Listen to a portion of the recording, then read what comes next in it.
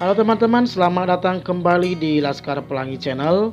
Teman-teman, kali ini kita akan membahas latihan soal UTS UAS PAS Bahasa Indonesia tema 8 kelas 6 SD semester 2 kurikulum 2013. Buat teman-teman yang baru bergabung, jangan lupa subscribe channel ini. Kemudian jangan lupa tekan tombol notifikasinya atau loncengnya supaya teman-teman sekalian mendapatkan informasi update video terbaru nantinya ya. Oke teman-teman, langsung saja kita akan membahas latihan soalnya. Terlebih dahulu jangan lupa mengamalkan nilai-nilai Pancasila ya. Oke, kita lanjut soal yang pertama. Karangan yang dibuat berdasarkan fakta, realita atau peristiwa yang benar-benar terjadi disebut A. Fabel, B. Legenda, C. Fiksi, D. Non-fiksi. Tentu jawaban yang benar adalah D. Non-fiksi. Kemudian soal yang kedua. Cerita non-fiksi dituliskan berdasarkan fakta, sedangkan cerita fiksi dituliskan berdasarkan A. Imajinasi, B. Data, C. Peristiwa nyata, D. Khayalan. Jawaban yang benar adalah A. Imajinasi. Kemudian soal yang ketiga. Non-fiksi dibagi menjadi dua, yaitu non-fiksi murni dan non-fiksi kreatif. Non-fiksi murni berisi pengembangan berdasarkan data yang autentik. Autentik artinya A. Sesuai imajinasi yang ada, B. Dapat dipercaya, asli dan sah, C. Transparan, D. Terbaru. Jawaban yang benar adalah B. Dapat dipercaya, asli dan sah. Oke, soal yang keempat. Yang bukan merupakan teks non-fiksi adalah A. Laporan, B. Skripsi, C. Tulisan ilmiah, D. Dongeng. Tentu jawaban yang benar adalah D. Dongeng. Dongeng merupakan bukan teks non-fiksi ya, melainkan teks fiksi. Oke, soal yang kelima, kita lanjut. Informasi dalam teks bacaan dapat kita temukan dengan menggunakan A. Kata seru, B. Kata tanya, C. Kata depan, D. Kata kiasan. Tentu jawaban yang benar adalah B. Kita dapat menggunakan kata tanya ya. Oke, kita lanjut ke soal yang keenam. Teknik membaca untuk memperoleh informasi, isi atau arti dari teks tanpa membaca yang lain-lain dengan cepat dan tepat disebut A. Scanning atau membaca memindai, B. Selecting, C. Skipping, D. Baca untun. Tentu jawaban yang benar adalah A. Scanning atau membaca memindai ya. Soal yang ketujuh. Gagasan yang menjadi dasar pengembangan sebuah paragraf adalah A. Gagasan penjelas, B. Gagasan utama, C. Kalimat penjelas, D. Kalimat kesimpulan. Jawaban yang benar adalah B. Gagasan utama. Oke, kita lanjut ke soal yang ke-8. Di dalam gagasan utama terdapat A. Penjelas, maksudnya kalimat penjelas, B. Kalimat penutup, C. Kalimat utama, D. Kalimat pendukung. Jawaban yang benar adalah C. Dalam gagasan utama terdapat kalimat utamanya ya. Oke, soal yang ke-9. Bacalah teks di bawah ini. Kesehatan mempunyai arti penting bagi manusia. Karena tubuhnya sehat, manusia dapat melakukan aktivitasnya sehari-hari. Bayangkan kalau manusia sedang sakit, manusia tidak akan berbuat apa-apa.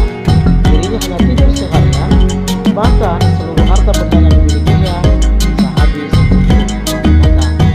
Gagasan utama paragraf di atas adalah A.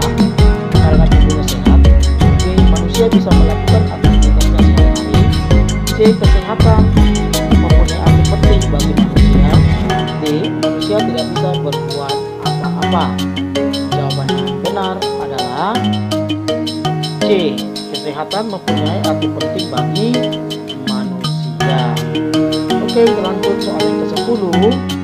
Kata kunci dalam suatu buku terdapat pada A. Daftar isi, B. Isi, C. C. Daftar pustaka, D. Judul. Ya, tentu jawaban yang benar adalah D. Judul. Nah, kata kunci dalam satu buku terdapat juga pada judul buku tersebut. Berarti judul menandakan isi dari seluruh buku yang kita baca. Kemudian soal yang ke-11. Dalam sebuah judul suatu buku terdapat titik-titik sehingga kita dapat memperkirakan isi dari buku tersebut.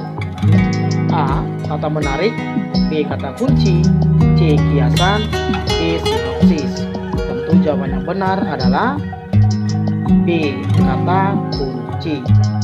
Kemudian soal yang ke-12. Orang yang bertugas meliput berita di lapangan dan melaporkannya kepada publik disebut A. Wartawan, B. Reporter, C. Porter, D. Artis. Jawaban yang benar adalah B. Reporter. Oke teman-teman, soal yang ke-13.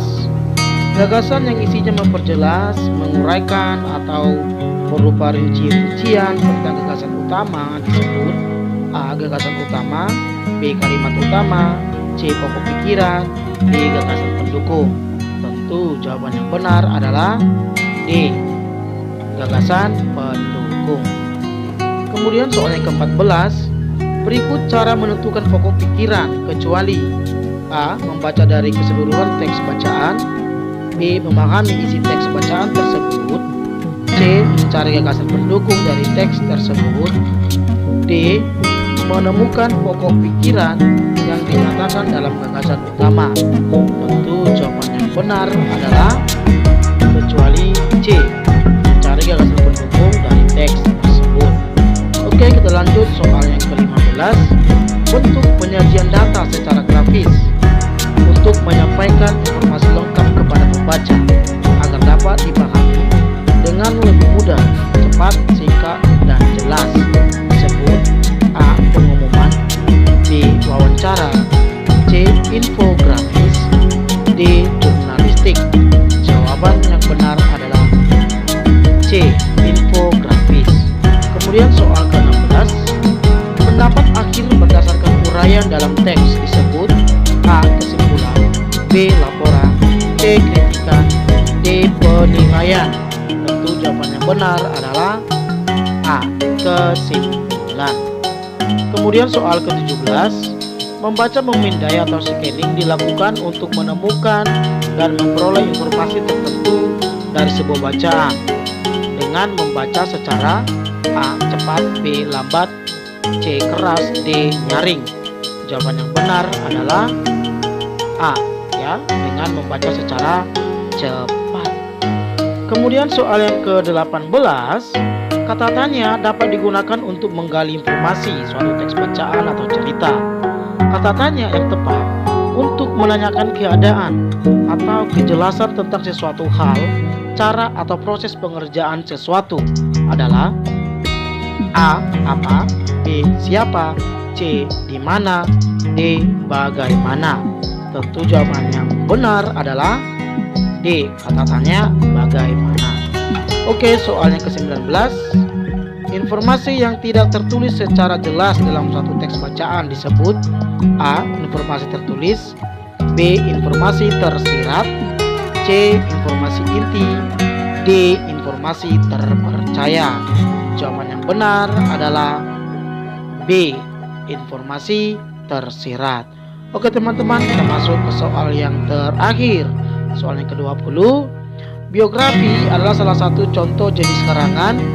A. Fiksi, B. non-fiksi, C. Legenda, D. Myth atau mite. Ya, jawaban yang benar adalah B. Non-fiksi. Jadi teman-teman, teks biografi itu adalah merupakan sebuah tulisan di mana berisi penjelasan tentang kisah atau berbagai keterangan baik asal usul dari seseorang, ya. Oke teman-teman, sampai jumpa di lain video, ya. Jangan lupa like, subscribe, komen, share, dan tekan tombol notifikasinya. Oke teman-teman, sampai jumpa.